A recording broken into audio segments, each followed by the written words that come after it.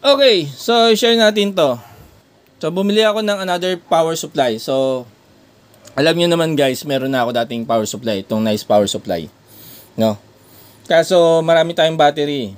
So ang battery ko dito sa bahay is dalawang lithium ion phosphate and dalawang lead acid. So minsan kailangan kong i-charge yung dalawa, isa lang yung aking power supply. So bumili tayo ng another power supply ngayon, which is itong Quaiku, no? So napansin nyo pareho yung kanyang housing. Pinakaiba lang nila yung navigation ng kanyang mga knobs. Yung screen niya mas malaki dito pero pareho lang yung size ng kanyang font, no? And then pareho rin siya guys, no?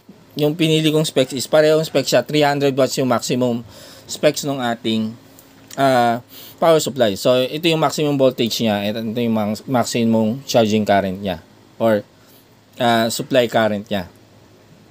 And ayun, almost same sila din na meron silang OCP, no? Battery and output. So meron lang sa kanilang little difference sa price, no? Mas mura ng konti itong Quaiku, no? Pero wala akong nakikitang kakaibahan sa performance niya. So almost same yung performance nilang dalawa. Compare natin yung mga control knobs and buttons nitong ating dalawang power supply. So nice power and Quaiku. So when it comes to adjustment ng voltage, mapansin nyo dito sa Quaiku, same spec to guys itong dalawang to.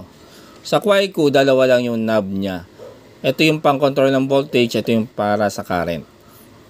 Sa ating nice power naman, ito yung sa voltage, coarse and fine adjustment. Ito naman yung sa current, coarse and fine adjustment. Then when it comes to OCP button, pareho naman sila meron para sa overcurrent protection or short circuit detection natin. Itong sa battery, pareho silang meron, no? And then yung output, no, on and off ng output, meron sila. Yan. And yung location ng ating mga banana socket is pareho sila nasa dulo, no? Yung position ng negative, positive, and ground, pareho lang. Pareho din silang may interface ng USB Type A, quick charge, and meron din tayong USB Type C. Then, sa power button naman, etong sa Quaiku nasa unahan, ang power button niya, no? Ang sa nice power naman nasa likuran.